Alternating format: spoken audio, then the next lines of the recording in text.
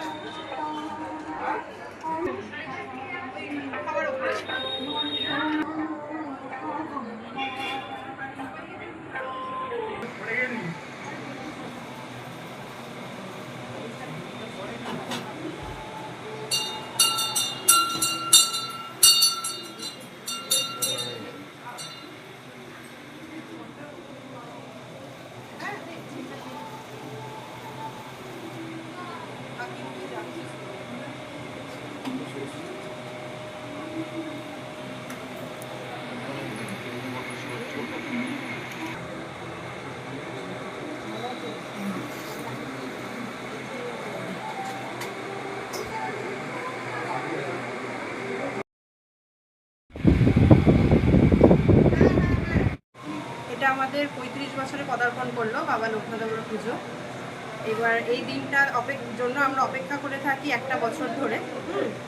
এবার বাবার মহিমা তো চতুর্দিকে ছড়িয়ে গেছে। হ্যাঁ, আমাদের প্রতি সোমবার পুজো হয়, আর এটা আমাদের বাৎসরিক পুজো। তো ধুমধাম করে বহু ভক্ত আসে আমাদের এই মন্দিরে। সারা বছর যেন আমরা এইভাবে পুজোটা করতে পারি, বাবার কাছে এটাই আমাদের কামনা। সকাল থেকে তো পুজো পাঠ করলেন, কি চাইলেন বাবার কাছে? বাবার কাছে একটাই চাইলাম, সারা জীবন যেন এইভাবে তোমরা পুজো করতে পারি। আপনার নাম? আমার নাম রেশমি।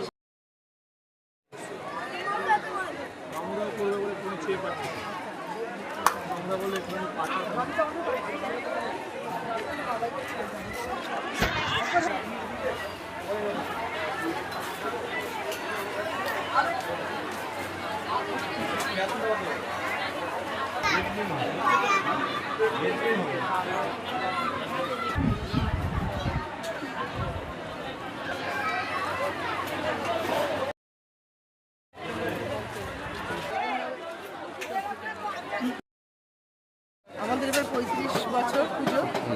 এটা আমার শাশুড়ির তৈরি পুজো, ওনার আমল থেকেই হচ্ছে। এখন ধীরে ধীরে বাড়ছে, আর ভালো তো লাগছেই।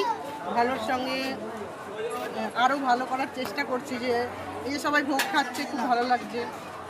আগামী বছর আরও ভালো করার চেষ্টা করবো, যেন সবাই আরও লোক খেতে পারে। সকাল থেকে তো পুজো পাঠ করলেন? সকাল থেকে তো ৩-৪ বার আমার পুজো হলো, সেই জন্যই রাত্রে খাবারটা করা হয়েছে। দিনের বেলা খুব ভিড় হয়ে যায়, তখন সামাল দেওয়া যায় না। ওই জন্য এই রাত্রিরে ঠান্ডা ঠান্ডায় সবাই খাবে। বাবার কাছে কি চাইলেন? বাবাকে বললাম যেরকম আছে সুস্থতা দিও, সুস্থভাবে থেকে যেন সবার সঙ্গে থেকে যেন আনন্দ করে জীবনটা কাটাতে পারি। রোগ ব্যাধি দিও না বাবা, ওই জিনিসটা খুব আমার আনন্দ। এ তো করছে, মানে এ তো চায় আমি না করলেও এ বলছে করবো। যতদিন আমি থাকবো ততদিন আমি করবো, এবং কোনো নেমন্তন্নের কোনো বাদ নেই। যে আসবে সেই খাবে, যে আসবে সেটা নেমন্তন্ন। বাবা প্রকাশ করে নেমন্তন্ন করতে।